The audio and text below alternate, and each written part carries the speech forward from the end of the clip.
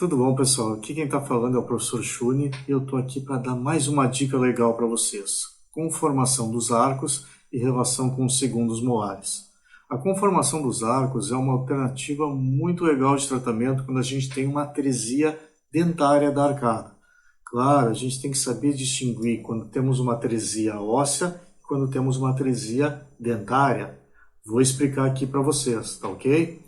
E estou usando a maxila como exemplo, mas na realidade serve também para a mandíbula, ok? Vamos ver a seguir. Tudo bem, pessoal? Eu quero conversar com vocês hoje sobre conformação dos arcos e a sua relação com os segundos molares. Tá? Então, a importância dos segundos molares na conformação dos arcos. A conformação do arco é uma etapa importante do tratamento porque é uma das formas de a gente conseguir gerar espaço, principalmente quando eu tenho uma arcada muito atrésica. Então, quando eu tenho uma arcada que falta espaço, que tem uma atresia, uma das alternativas para se gerar espaço é exatamente fazendo essa conformação dos arcos. Quem que vai determinar a conformação dos arcos? A posição dos caninos, presença de apinhamento, mas principalmente a posição dos segundos molares. Eles são fundamentais para determinar o quanto de conformação dos arcos nós vamos conseguir. Então imagine o seguinte, quanto mais vestibularizado eu tiver meu segundo molar, maior vai ser essa minha conformação. Vocês já vão entender isso. Mas antes disso, eu preciso entender o quê? A diferença entre uma atresia óssea e uma atresia dentária. O que é uma atresia óssea? Bom, vou dizer para vocês algumas características clínicas, coisas rápidas a gente poder identificar e que a gente pode distinguir uma da outra. Na atresia óssea, o que eu tenho como característica clínica? Eu tenho palato profundo e estreito, como a gente está vendo aqui nessa imagem, dentes posteriores vestibularizados. Como que eu sei que os dentes posteriores estão vestibularizados? Simples. Pense o seguinte, as cúspides palatinas estão mais extruídas do que as cúspides vestibulares. E isso representa que esses dentes estão vestibularizados. Nesse caso, eu necessito fazer o quê? Uma disjunção. Claro que isso vai depender da idade do paciente, se ele está em crescimento, se a sutura está aberta ou não, e aí eu vou poder determinar que tipo de disjunção. Seja uma disjunção simples com um írax, ou um raso ou algo semelhante, ou seja uma disjunção cirúrgica, ou seja um MARP, o que seja, mas o ideal nesse tipo de caso é a disjunção.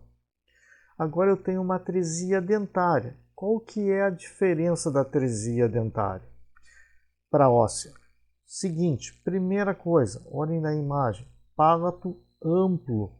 Diferente da atresia óssea, que eu tenho aqui palato profundo, aqui eu tenho um palato bem amplo, mas uma atresia dentária.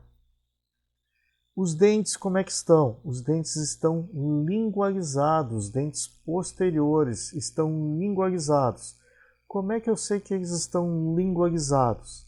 Simples, as cúspides vestibulares estão mais extruídas do que as cúspides palatinas. Isso representa que eles estão lingualizados, como se houvesse um excesso de torque palatino ou lingual desses dentes. Tá? Aí sim me permite planejar uma conformação dos arcos. Então, repetindo, quando eu tenho uma atresia óssea, o ideal é que eu faça uma disjunção.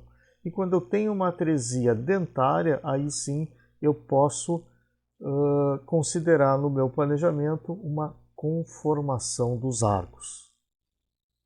Bom, nessa conformação dos arcos, como eu tinha falado antes, um elemento que é importantíssimo é os segundos molares. Quanto mais vestibularizado esses segundos molares, maior vai representar a minha conformação do arco. Ou melhor dizendo, esses segundos molares, a posição deles é que vai determinar o formato da minha arcada. Certo?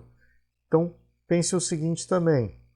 Uma arcada que é favorável para a gente fazer essa conformação é a arcada com formato triangular. Lembrem, a gente tem 3 tipos de formato de arcada. O formato triangular, o formato já arredondado e aquele formato quadrado. O formato que é favorável à conformação é exatamente esse, o formato triangular, certo? Então eu tenho uma tresia da arcada, onde a arcada está com formato triangular e meus segundos molares estão mais vestibularizados.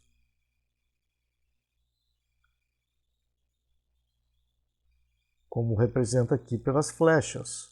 Ó, segundos molares mais vestibularizados.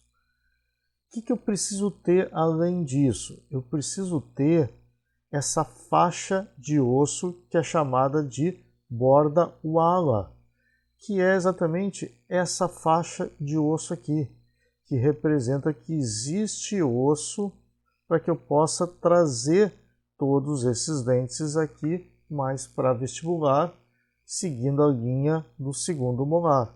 Então, vou repetir, eu preciso ter os segundos molares mais vestibularizados e eu preciso ter essa borda wala, ou seja, essa faixa de osso, para permitir que esses dentes vestibularizem ou que vão em direção à linha dos segundos molares, certo? E aí eu consigo fazer exatamente essa conformação do arco. Eu consigo aumentar a largura, aumentar o perímetro do arco. Então a gente pega uma arcada com formato triangular, como está aqui na imagem, e a gente consegue deixar ela com esse formato arredondado, certo? Preciso ter algum cuidado? Sim, eu preciso ter o cuidado, porque os segundos molares são os únicos dentes na boca que têm a sua raiz mesio-angulada. Vocês se lembram disso? Então, como está aqui na imagem, ó, os segundos molares superiores, eles têm a sua raiz mesio-angulada. Por isso que quando a gente olha a boca, na maioria dos casos, a gente tem as cúspides mesiais mais estruídas do que as cúspides palatinas, certo? O que eu tenho que cuidar? E isso leva a muitas pessoas, às vezes, não usarem os segundos molares. Primeiro, às vezes, porque não sabe para que serve. Então, infelizmente, tem muitos colegas que às vezes não sabem para que serve o segundo molar. Então, não sabe que ele pode nos ajudar exatamente nessa conformação. Ele vai determinar essa conformação do arco. E a outra detalhe é que, às vezes, as poucas vezes que utilizou, acabou acontecendo o quê? Um efeito indesejado. Qual o efeito indesejado? A abertura de boca anterior, ou seja, gerou uma mordida aberta anterior. Por que isso? Porque quando fez o posicionamento do tubo no segundo molar, acabou provocando uma correção nessa angulação e acabou gerando a extrusão dessa cúspide palatina, o que acabou gerando essa mordida aberta anterior. Então, não preciso, então vou ficar com medo de usar esse segundo molar? Não, não vou ficar com medo, tá? Devo usar ele sim, ele é ótimo para gerar essa conformação do arco. O único detalhe é que eu tenho que cuidar na hora de posicionar meu tubo de forma a não corrigir essa angulação. Pelo menos esse é o meu critério, tá? A não ser os casos que eu queira que ocorra essa mordida aberta, ou melhor dizendo, essa rotação da mandíbula no sentido horário, tá? Se eu não quero que isso aconteça, eu vou fazer uma colagem ou vou fazer uma cimentação da banda e do tubo na banda de uma forma passiva, tá? numa outra aulinha, tá? Numa outra dica ali, eu falo para vocês como é que a gente faz esse posicionamento passivo do tubo, tá ok? Mas pensem nisso, eu tenho que colocar de uma forma passiva para que não altere essa angulação do segundo molar, certo? A não ser que eu precise dessa rotação, certo? Então, cuidar com o segundo molar. E aqui, a gente vai ver aqui, ó, alguns casozinhos clínicos sendo mostrado exatamente esse movimento. Olhem aqui, olhem o formato dessa arcada, vejam que o palato é bem amplo, só que a arcada está atrésica, tá? Nesse caso, eu ainda tenho o quê? Uma mordidinha cruzada dos primeiros molares.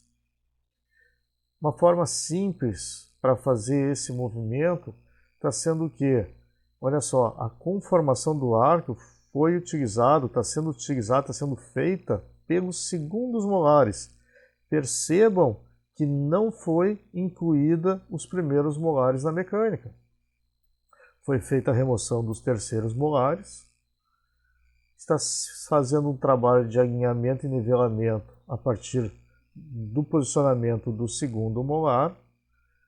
Percebam como aumentou o perímetro da arcada já.